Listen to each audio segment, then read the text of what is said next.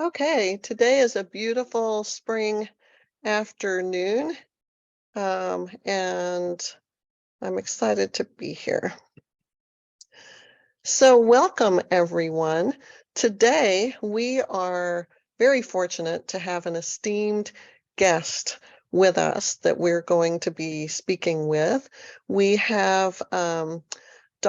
Praveena Rajendra. And Dr. Praveena Rajendra is a certified mental health and awareness practitioner who works with parental narcissistic abuse victims.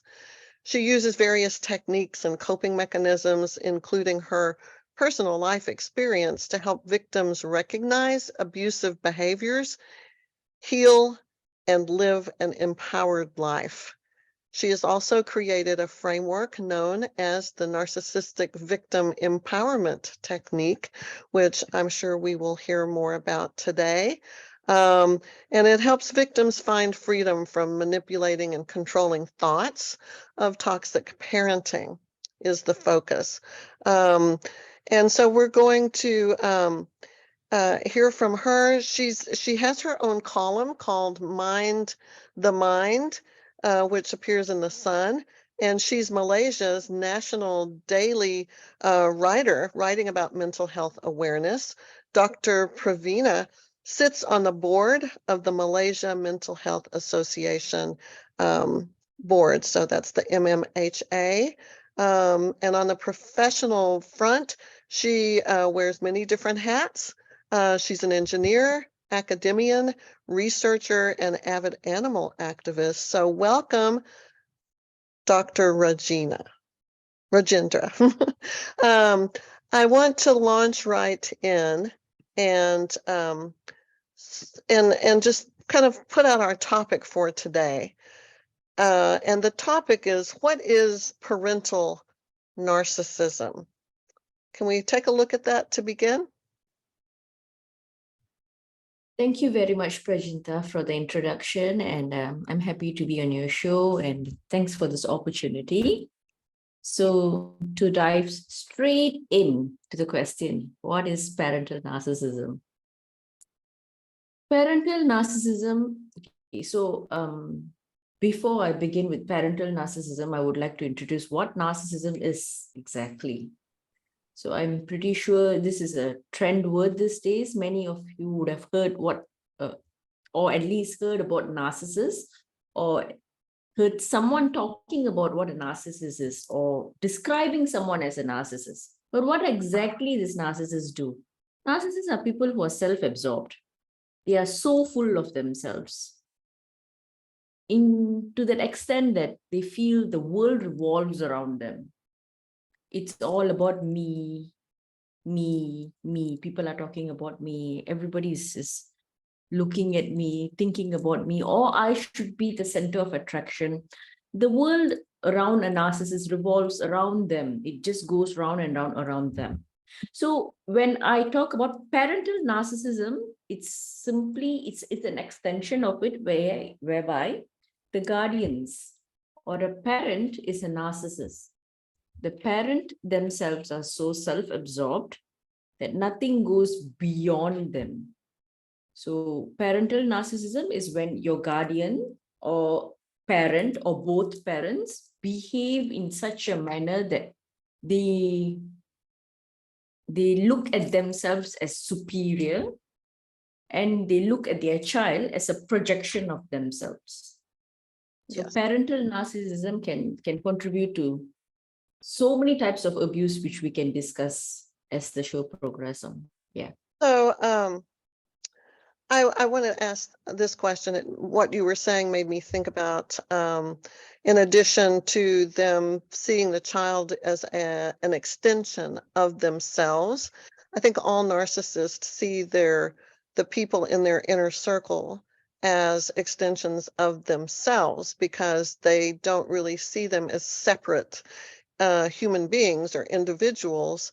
They sort of internalize them and process them that way. It's like they take a snapshot of them and then and then they Photoshop it and they make it be what they want it to be. You hear a lot of children of narcissists saying, I never felt like I was seen. I never felt like I was heard. My whole life, I don't think my parent ever really experienced me or, ever really authentically connected with me because of that. But I wanted to say, they also say that narcissism involves a lack of emotional empathy. They may have cognitive empathy where they recognize different emotions and then they try to act accordingly in response to that, even though they're not feeling the emotional component of it, but that they lack this empathy, which is, feeling another person's pain. As a parent, I think, that's our job is to monitor our children, and when they hurt, we hurt. But if you have narcissistic personality disorder and you're on the deep end of the spectrum and it's a malignant pathological case of it, it's not just a little healthy dose of narcissism, but it's like the real detrimental kind. What is that like between the parent and the child? If the parent can't truly emotionally connect that way, do you think the child somehow knows that and carries that forward in some way? Or can you talk about that a little bit? So you were right when you mentioned that narcissists generally lack empathy. So they do not have that capability of emotionally connecting with other people. What they see is the projection of themselves on others.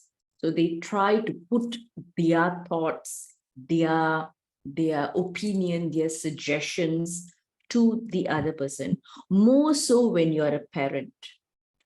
We can understand that a narcissist tries to project it to the people around them. But if you are a parent, the child becomes more of a focal point for this narcissist to project everything onto that child. So your question is how does this work whether a child will realize this or not?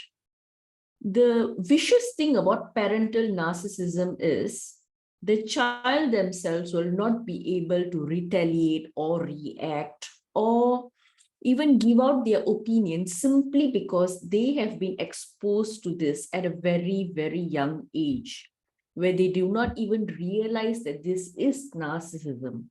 Many children at a very young age, I would like to give this analogy of an elephant, the baby elephant. Not sure whether you've heard about this story or not. It's when a baby elephant being tied to a rope, and then the rope will be stuck onto the ground with a stick. So the person will have a very small stick tied to the baby elephant, and the baby elephant will be tied to a spot over there. And after some time, the baby elephant will try to struggle, try to escape that rope, but nothing happens. After a few years, the baby elephant may give up. After a few attempts, the baby elephant will give up. But as the baby elephant grows, it doesn't realize its strength anymore. The stick will remain the same, but the baby elephant has grown in size and strength. However, surprisingly, it will not struggle anymore because the mind has been conditioned to think that it will not be able to escape that situation. Hence, a huge adult elephant will not struggle. You will see that the adult elephant is being tied to a rope, to a small stick patched on the ground. It will not struggle to leave that situation. The same thing applies to a child. An adult child of a narcissistic parent, after some time, will be conditioned to think in such a way that they are helpless. They are incapable of doing something about it. But that also comes with a certain trigger. Many of them do not realize that they are still stuck in a narcissistic abuse cycle. Many of them think that the environment that they live in is normal. Of course, there's always this struggle, this pain, this need to try to do something, but they feel that they are helpless. Their voice is not heard. But each time they try to say something to the narcissistic parent, it will be belittled, it will be put down, there will be guilt tripping, and elements of shame, elements of guilt being put in, so that the child will not be able to voice out their opinion. So So this is what parental, sorry, yeah. yes, sorry to interrupt. What you said about shame, they say narcissism is a shame-based disorder. And I've read different things about that, about what that means as a shame-based disorder, that the person with narcissistic personality disorder tries to project that shame onto their partner, onto their children, onto whoever they can, so that they do not have to face it or confront it themselves. It's too much for them, so they want to unload it and offload it onto someone else. I know this is another thing that we were going to talk about, is about the role of this shame and guilt, and where maybe that comes from. Like, how do guilt and shame show up and in these relationships between parents and children when the parent is disordered? When the parent is disordered, when narcissism takes place, when narcissism is in the parent itself, how does guilt and shame manifest? This includes fear as well. These three emotions are the most prevalent emotions based on my research: guilt, shame, and fear. As I mentioned, a narcissistic parent would like to have their child as a projection of themselves. It's like a toy or a prop or an object. The child should be something of themselves that they can brag about, or they can, Yes. So if that is the thought of the parent or the guardian, the need for the child to be under constant control of this parent is of utmost important. It is essential, crucially, that the child must be, under all circumstances, be under the parent's control. So denial of freedom, denial of freedom of speech, and things like that. This happens in the process. In order for, once at one point, at one stage, when the child reaches a level of where they can think for themselves, and when they try to, come up with thoughts of their own, or they try to speak their mind, these three powerful tools or three powerful emotions is something that a narcissist parent can easily prey upon: guilt, shame, and fear. Guilt is to say things like, I've brought you up, you should be grateful to me, this is how you do it. And there are many ways that they can do it. This is another way of emotional blackmailing. So they can do these things. This is guilt. Shame would be to prey upon the weak point of a child. So say a child is shameful of something, of probably being overweight. This is just an example. There are many things. Maybe if a child wears braces, and the parent can actually pick on it as well, saying that you don't look good like this, or look at the way you dress up, look at how you walk. This is all not right. Things to knowing that the child is shameful of that particular point and using that against that child. This is shame. And one more would be guilt or fear of something. The fear can be preyed upon by the parent. The parent will be able to say, for example, a child is fearful of a dark spot or a closet example. This is another form of abuse where the parent can actually use that against the child, threatening the child that they will be put in for a certain amount of hours, or this is also another form of physical abuse. Saying things to trigger the child's fear, guilt, and shame for their own advantage. This is what narcissistic parents can do, and they are very much capable of doing such things. Well, I think that Especially, the child doesn't know that that's happening. They think that, I exactly. mean, if you don't know that there's something that's not as it should be, as a child, you assume that everyone is like this, that every home is like this, and that every parent says these things and that it's normal. You normalize it as a child, and you accept that as, well, this is how people act, and you know, this is, you know, they love me and I love them, they're my parents. Because, you know, when it's the parent, as a child, you're helpless and you die. You cease to thrive if you do not have a parent to take care of you.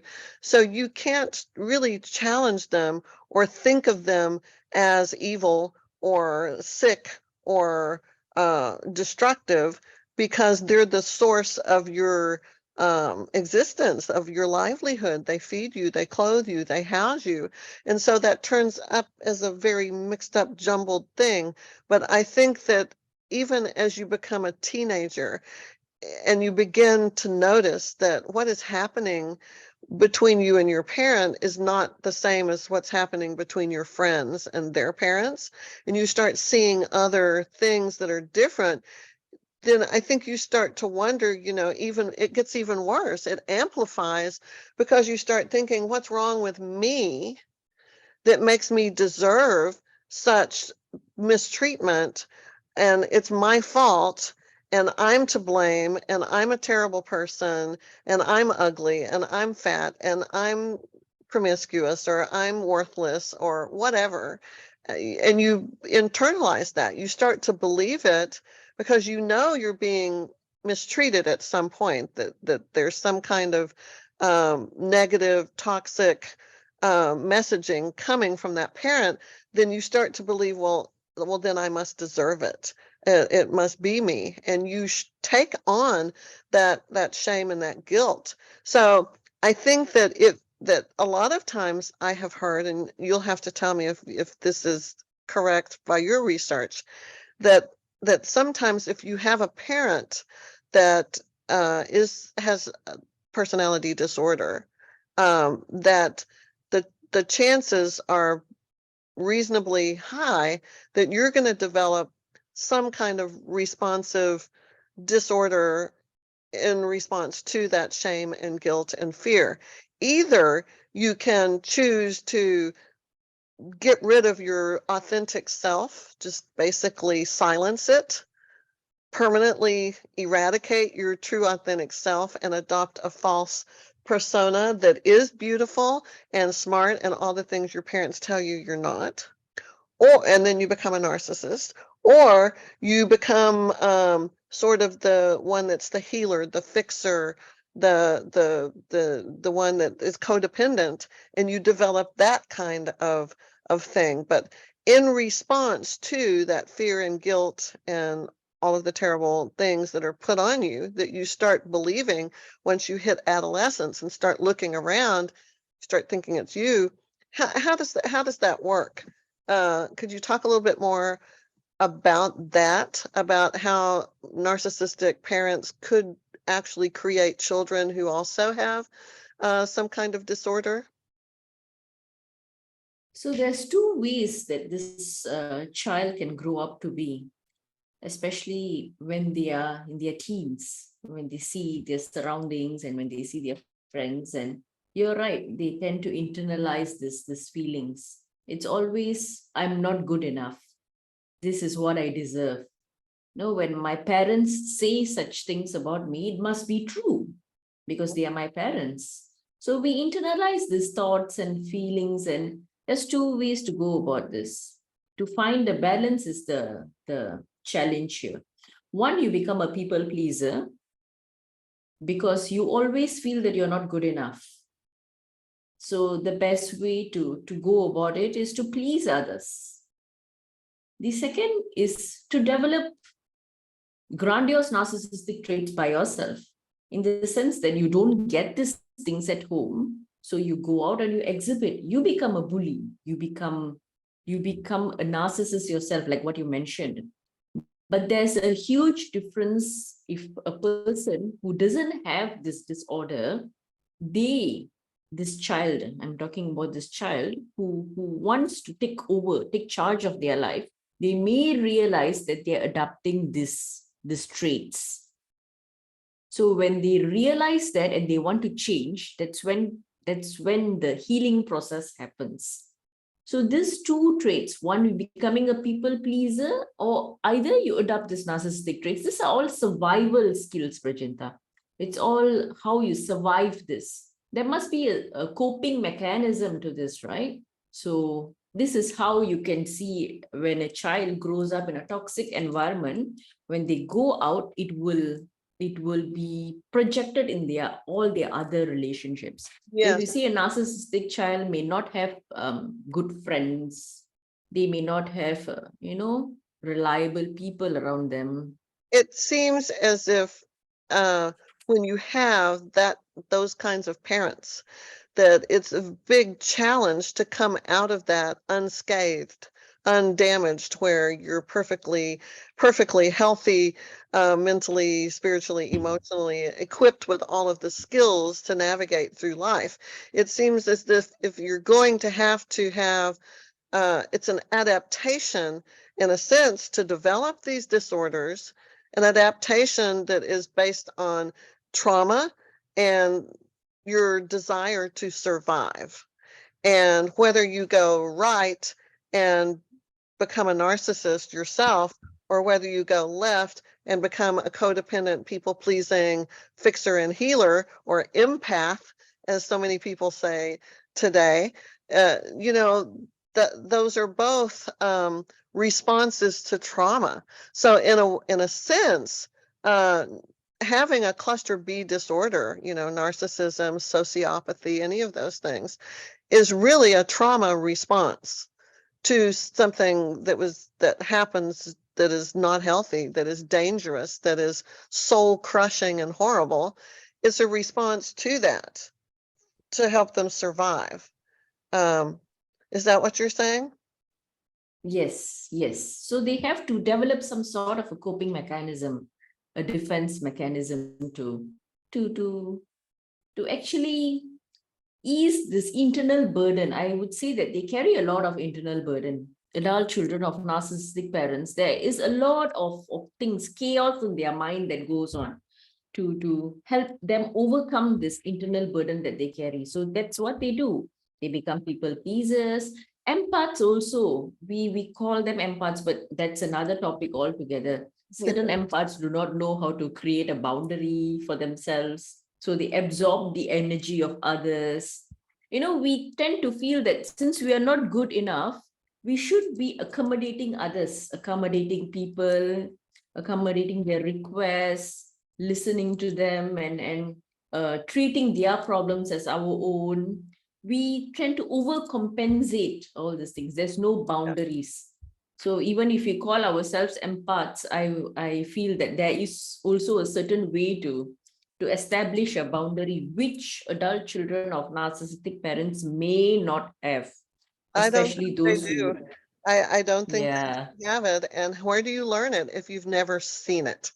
Um, exactly. I know my mother was mentally unwell, and what she taught me was how to be out of control of myself, and how to mismanage my feelings and be dysregulated, and that's what I learned, that it's okay to just absolutely lose it, and come apart at the seams, and that to be histrionic and to be manipulative and to be so ruthlessly goal oriented that nothing else matters. And, there were just a lot of awful lessons there.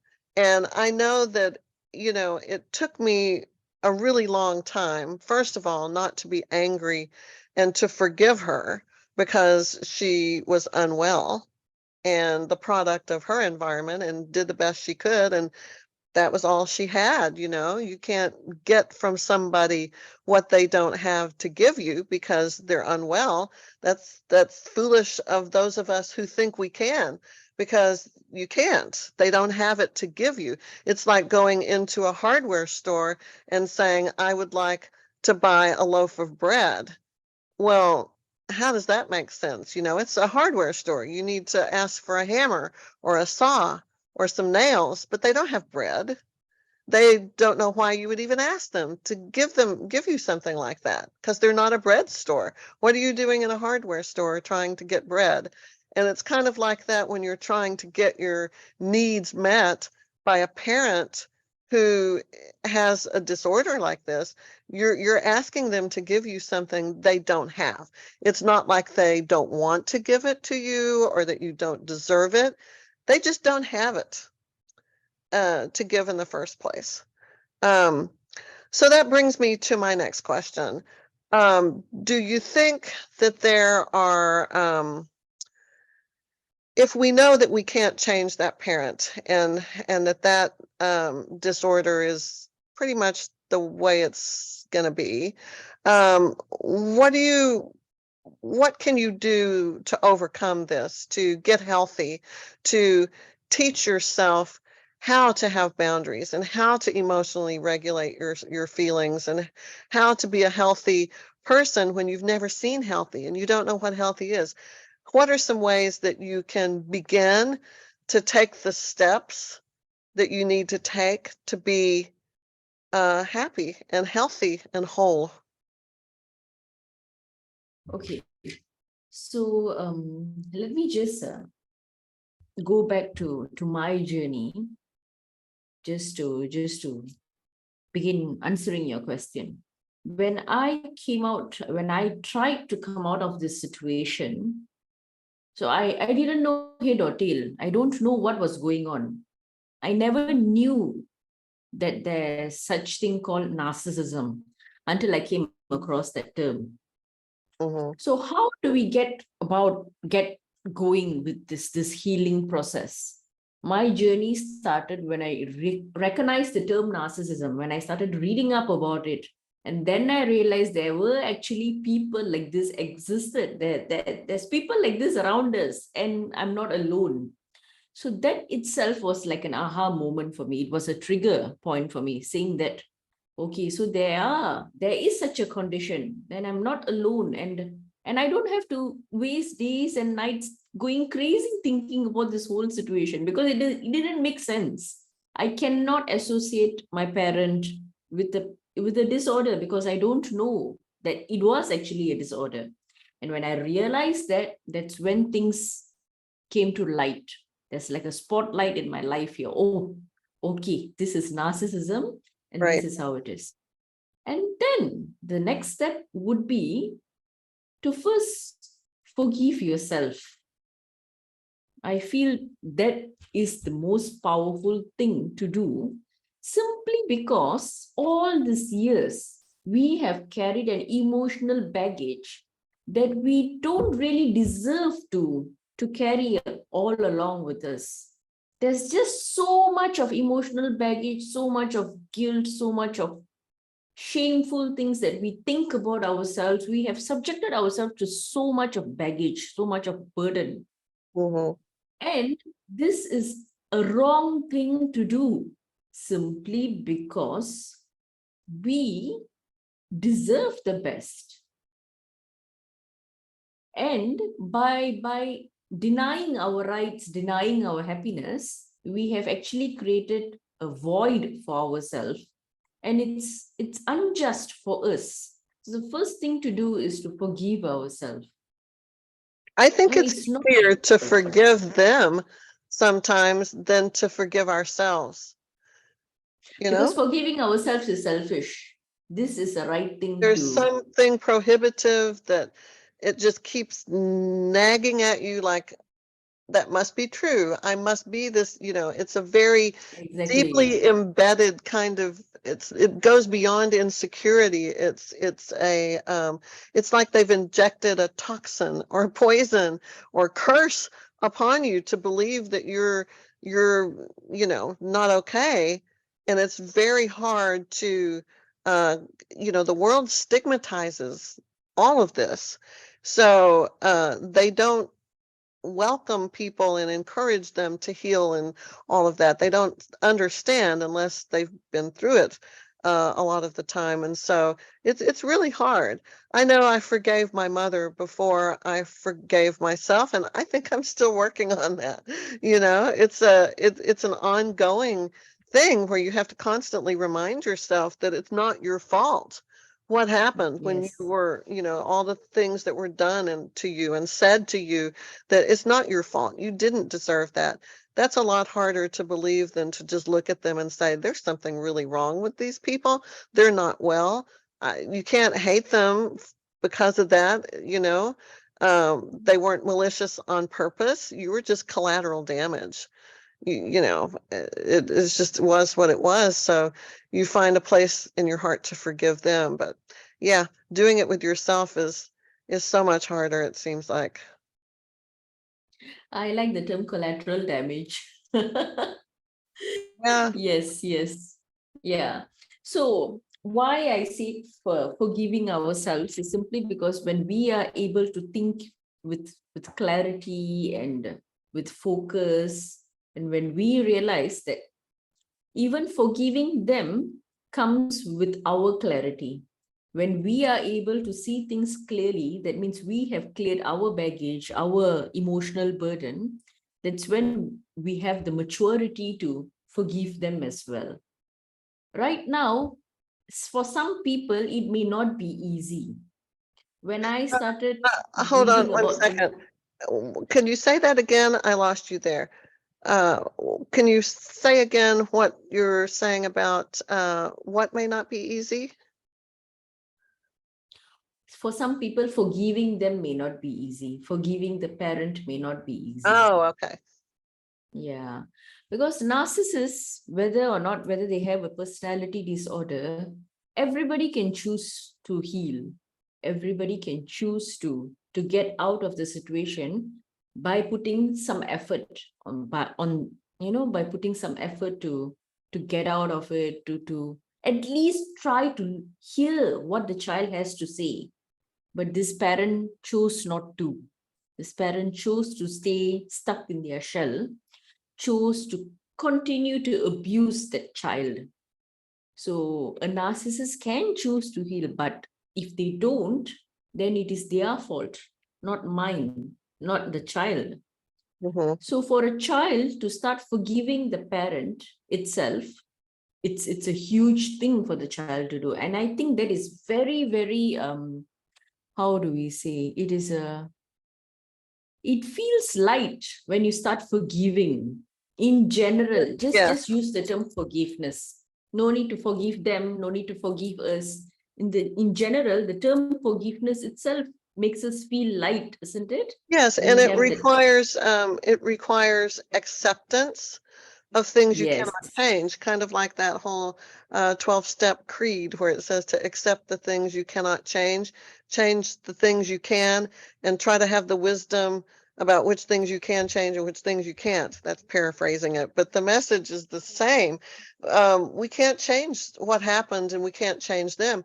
That dynamic of what they do with the guilting and the shaming and the controlling and the lack of empathy towards their children, that happens way until adulthood. They could be, 60, 70-year-old senior citizens and still doing that to their oh children. yes, yes, it's already embedded. You can see as they grow old, for people, I would believe that when you grow old, you get wiser, your wisdom grows because of the years of experience. However, with a narcissistic parent, you will see that their life cycle deteriorates over time, Yes. and it's all attributed to them. And when we choose to step out of that circle, when we choose to not make that a part of our life, it is not our responsibility to lift them out. We can only do as much. But right now, it is now our own life, our own journey that we have to continue. So when that happens, we are actually helping ourselves out of the situation. We So can see them. can you Yeah. talk a little bit about your holistic approach to healing and setting those boundaries to deal with an adult? Like, you're an adult now, you're not a child anymore, and you still have that parent that you have to interact with who is still doing the same destructive things that they have always done. What are some of the ways you can protect yourself, um, and and have the boundaries you need, and the responses, and the frame of mind that you need to navigate that, assuming that you're not cutting them off completely and removing them completely from your life. Sometimes situationally you can't do that. So how do you handle them? Yeah. So you're right. When I discovered narcissism and research goes by, there is a point of in my life that I'm unable to cut them off completely. I believe many of us face that situation, that Mhm. if it's a relationship, a spouse or something, maybe we can do that. But as a parent, we are obliged to a certain extent to not cut them off completely. So how do we navigate this situation? It all comes back to us, Prajinta. It's always back to us. Whatever, now that you've realized that situation, you have come to an acceptance, you understand, you have forgiven them, us, we have that mental clarity. And when you look back, you've realized that you've given them so much of power. The words meant so much to you. Take that power away. Whatever that they say or do must not affect us in any way, because the words only come from them. But the processing of the words, the thoughts, whatever that comes after the words is onto us, So are what you we want to saying do with it. are you saying that our reaction, like, we can't stop what they say and do, but we can change our reaction to it, our response to it, the way that it is impactful to us? How do we do that? As I mentioned, reframing your thoughts. As you are able to understand and accept that situation, you do not empower them. Whatever that they say, that figure of the heroic figure that they are, this narcissistic parent, we always seek validation from them, right? Yeah. We seek the support and things like that. Now they are no more that figure. You are removing that image from them. And when that happens, you tend not to internalize the words that they throw at you. Example, if they say, why are you dressing up this way? Why do you look so ugly? You know for a fact that it's not true. So sometimes a lot of things comes because of our own drama. We like to attach ourselves to emotional drama. We tend to like that drama, that comfort thing that it gives us when we indulge in all this. Remove that from your parent. You can still indulge in dramas, you can still indulge people or other people around you, but not your parent. Try not to take anything that they say into consideration. Well, As in, could I ask you this real quick? Something comes to mind. So I have a friend whose parent is not okay, and she talks to that parent every morning. I'm not sure why. It's become routinized, like an everyday practice. First thing when she wakes up, she calls. She says it's because they're in different time zones. Her mother lives 3 time zones away. It's 3 hours later where her mom is, and her mom's like waiting for that call. So she calls as soon as she wakes up every day, and the mother is toxic and continues to say these things. And no matter how much she has awareness of what this is, no matter how much she has accepted and forgiven, it still gets under her skin. And this is a woman in her 50s. Her mom is in her 70s. And I see that there's danger in a way to continue having to let them be part of your daily life in a way that that whatever they say, it's not just dismissed and minimized like, oh, well, that's they're wrong. I know better.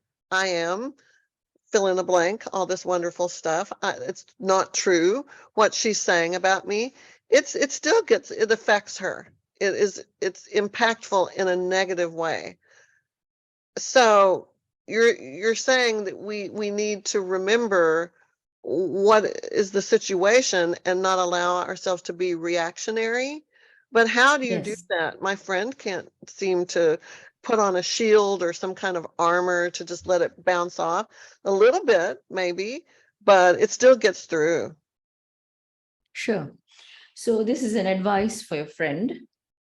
So I know exactly how this feels. So this is the part when you're a survivor or a thriver out of this relationship with your narcissistic parent.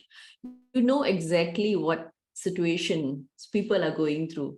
So this is exactly the same situation that I've been through after marriage, or this has been the same thing. I used to call my parents the very first thing in the morning, Yeah. and it continued right after marriage. So it was a thing that has been established by my mom, Yep. saying that when you wake up early in the morning, make sure the first thing that you do is you have to call me. You have to Mm-hmm. call me. Yes. And so the calls were every day, 3 times a day, and Oh, every time she's abusive. Yeah, so there's a time frame. You have to call me at this time, this time, this time. Regardless whether I'm working or not, I just have to take some time off and call her just to listen to her abuse. Not every day abusive. I would say, certain days when she gets a bit more crazy, then you get to hear all these things. So this is an advice for your friend. Who is forcing you to abide by the rules of your mom to call you every day in the morning? This her is what I guilt, realized her from guilt and shame, probably, right? Is that where we're going to? exactly. Exactly.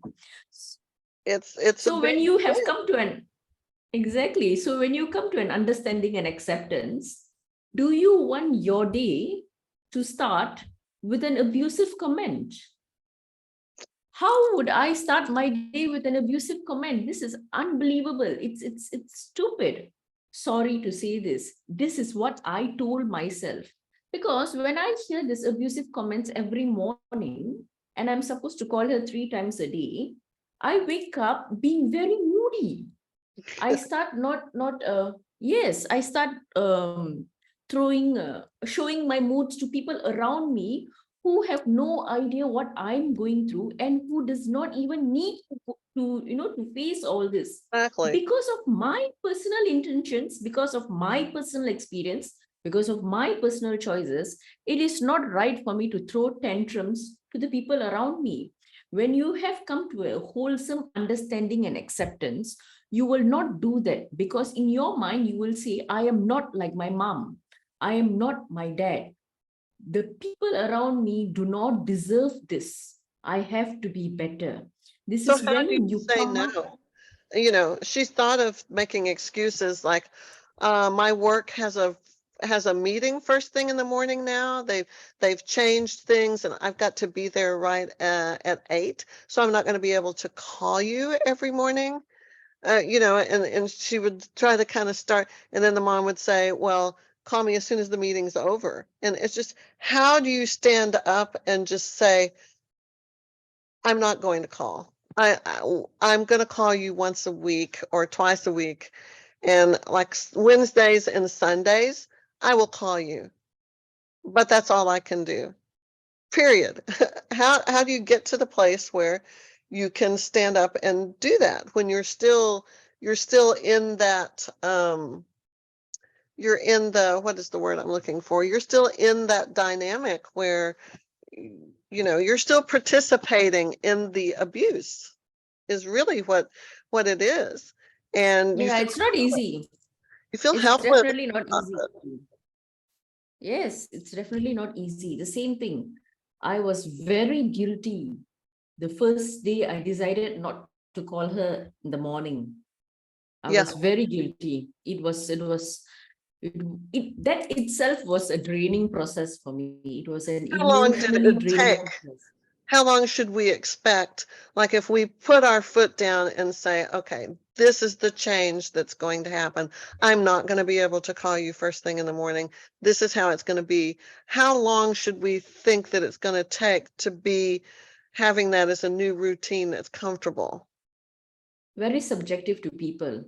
What Different. I did was I would just share my experience. Maybe this might help. When I decided that I will not call, and of course I got calls upon calls wondering what happened. So I stopped. First, it was a very gradual process because I needed to cope up with this.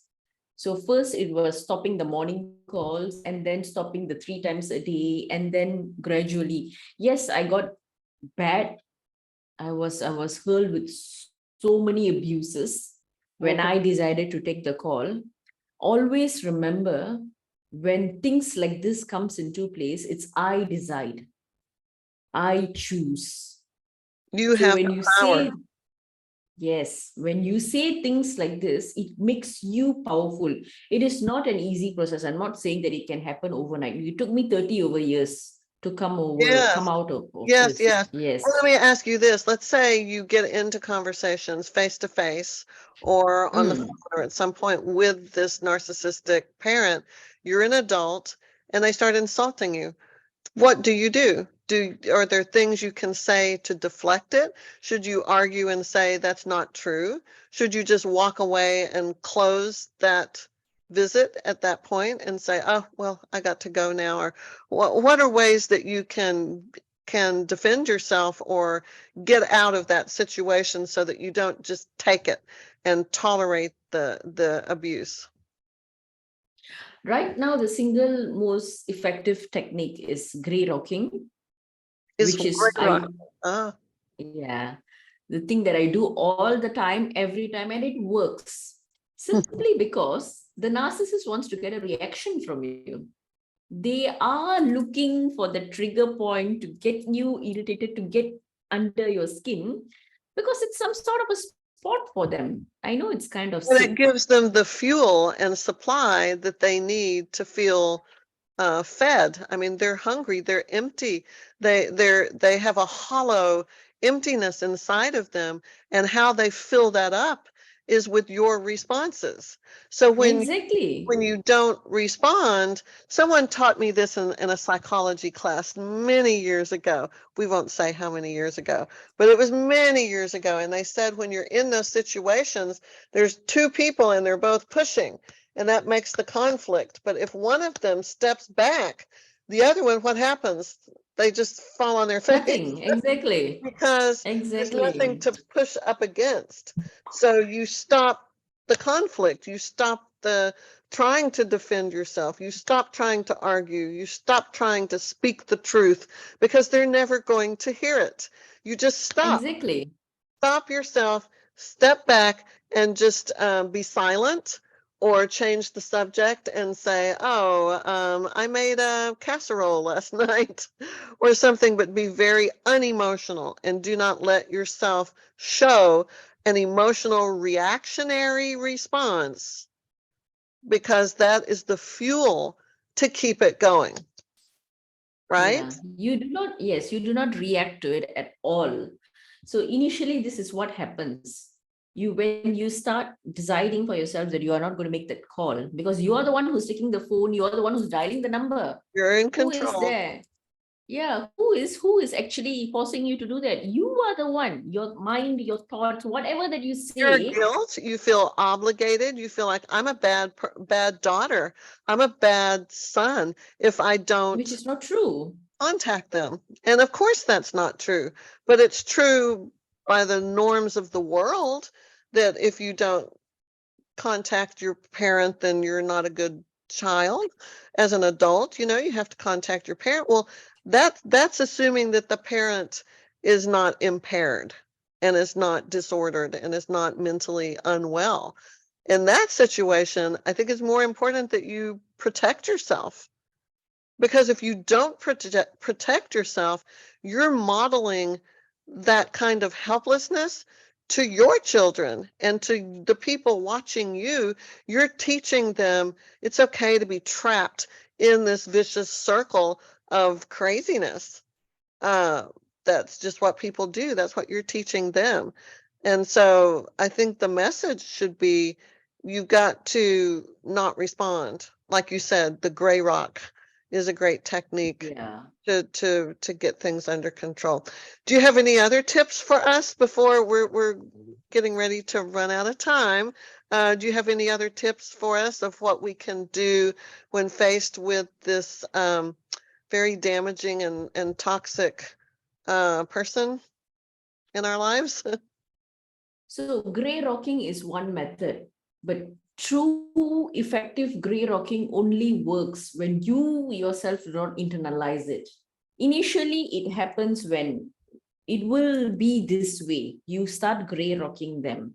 At first, you will tend to process it. After that incident, maybe you go to the back and you start crying, or you start howling, or you react in some other way. But But you true gray don't let rocking them see it. only. You don't let Yes, them yes, see that. That's the important part. correct. So that's the next step. First is to stop doing things by your own accord. As in, you don't pick up the call, you don't pick up the phone, you don't dial their number, it's you who's doing it. So realize that and say, I decide, I choose, and I choose not to call. So let them call, let them pull their abuses. You may listen, because it's now the technology is so advanced, you can just listen and decide to cut the call. Who's stopping you from doing that? Listen to that abuse. The second step would be to go to another side and do not show your emotions to them, but you can try to vent out elsewhere. The final step of acceptance, which is the true gray rocking method, is to not let that words affect you at all. Which means that after that call is over, after the meeting is over, just move on. That You're not episode is affected. over. Yeah. There's no Yes. negative, you don't let it harm you. You don't believe it. And it's not a trigger for you It's not a trigger anymore. point at all. Exactly. It's not a trigger at all. That would be the true gray rocking method. Because if you believe that you have come to an acceptance and you know that person will not be able to change, there is no point to burden yourself even further, because whatever that, it's just like say forgiveness, acceptance, like a child blabbering something, like a person who don't even know what they're doing. So what's the point of giving so much of energy to something that is so meaningless, something that is so powerless? This is true acceptance, and this is true gray rocking. I like the other technique as well. You were asking for techniques to overcome this, is to say something unrelated. It really irritates them. And sometimes it's a very crude thing to see them getting irritated instead of us. So when they throw abuses, have you eaten? You just ask something that is so unrelated, out of context. It will just take them aback. Yeah. And realize, that they are unable to do anything about it. So they keep on continue throwing abuses. You make something, you create a statement out of nowhere. Why do you look different? Is there something in the fridge that I can eat? If you are having a face-to-face meeting, when you go and meet them or something like that, just say something that is out of context. You get to irritate them. That is another way of doing it. But the best way is to gray rock them. And if you value yourself, do not allow yourself to be abused. How? When they start throwing abuses at you, walk away. Say, okay, it's enough. That is I will so talk hard to to do. That is so hard to do, to just walk away. My mother used to know all of the ways to hook me into these insane arguments that I could never Now win. tell me about it. And I just kept Tell me thinking, about it. I'm going to say something different this time. And this will be the time that she sees the light and she'll say, ah, Now I get it. All this time I didn't get it, but now I do. Thank you for telling me and teaching me. And I just kept thinking that's going to happen. I just need to say it a different way. I just need to come up with a different example. I just need to, I need to. And I just kept going. And I could not control myself to be quiet, step away, walk away, extricate myself from the situation. I couldn't do it. I would stand there and argue with her for an hour or more. And it was just a circular, pointless, crazy making, gaslighting, cognitive dissonance, chaos. And I just did not have the power to control and not be reactionary and not be delusional in thinking that eventually I was going to get my point across. It took me forever to understand that what I was trying to get her to see or to hear, she couldn't. She just couldn't. Yes. She couldn't. And And imagine all the energy spent. all that energy spent, all of that stress hormones released, all that cortisol, all of that disruption Yes. of all of my body, the trauma, the terrible feeling I was just flooded with every time that happened was for nothing. And I think we have to all Exactly. remember that it has no purpose. It's not going to achieve anything. So just stop engaging. And if it's gray rock, okay. If it's limiting conversations to once a week or something, you have control to set that schedule into something that is manageable for you and to control how it goes. If they go to the toxic place and they start mocking you or criticizing you or doing the things that they do, then it's time to say, oh, well, you know, my cat just threw up. I've got to go. My house is on fire. I've got to go. Oh, I'm so sorry, Mom, Yeah. Dad. I But would just like to make this a point, Prajita. Sorry to interrupt, no, just to, to wrap this up. The thing is, as you grow older and you realize that you're stuck with narcissistic parents and you want to get out of this cycle, your priorities will change over time. Your family comes first, your spouse comes first, your children comes first, your fur kids come around, your career comes first. When you start changing your goals of life, you will realize that your parent is just a part of it. And when you start spending a lot of energy, and when you realize that there's a lot of energy, toxic energy going towards them, there will be a point of time saying that what is there? What is it there for me? Where is my life heading to? I have a husband to take care of. I have children to take care of. I have my fur kids to take care of. Why am I not prioritizing my life? When you have that goal-oriented mindset, that after this, my direct family, these people are the ones that I need to take care of, you will automatically slowly let your parent go. You will not have the time to think about it. See, for example, my day is filled with a lot of things. What I did was I got into NGOs. I have a full-time job that I have to focus on. I have a family to feed. When your priorities change, yes, things like this doesn't matter anymore. This blabbering, this whole abuse, it's not true, by the way. So why give so much of weightage to that?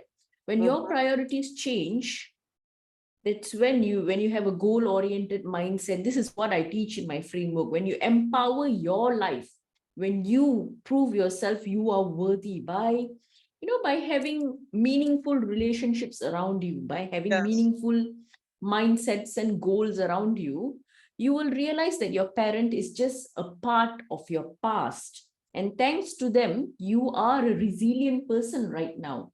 There are many things that I'm actually thankful to my parent, simply because by dealing with people like that, I have the ability to deal with so many other difficult people around me, and it doesn't absolutely. Yes, I don't break a sweat anymore. Is it thanking my parent in that sense? So yes, whatever my mother said not to do, I will do it. Or whatever she said do, I will not do it. Now this is the way I think, because her advice doesn't mean anything. It has never allowed me to grow. But the way she was, the way how I was having such a hard time navigating life at a very young age has given me so much of strength and resilience. And I believe adult children of narcissistic parents, they do have that as well.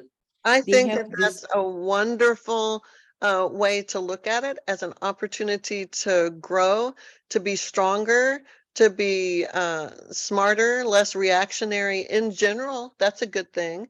To just navigate life and be empowered by all of that experience, to just leverage that to turn it into your strengths and your superpowers, instead of looking at it as wounding and all of that. We are running out of tape today. Dr. Praveena Rajendra, would you like to give us a way to contact you if people have more questions? How can they reach out to you? They can book a call with me via my website at www.drpraveena.com. It's dr-praveena, praveena.com. So you can go to my website and book a call. It will be a free 30 minutes consultation session. And let's talk. And I would like to see, how I can help you, because this is kind of my life mission already. Absolutely. Since There are so many yeah, people out there who are dealing with this, and help is there. There's a lot of people who have this. So thank you, Dr. Rajendra, for your insight today, and hopefully we can reach out to you. I'll put some contact information in my notes in the podcast. Okay. thank you so much. Thank you so much. Thank you. And it was been a pleasure. Maybe you'll have to come back and tell us a little bit more things that we can do. We can never learn too much about this stuff. And it's going to help us to be better humans, better people, I think. Yes, Thank you. definitely. Bye. Thank you. Bye.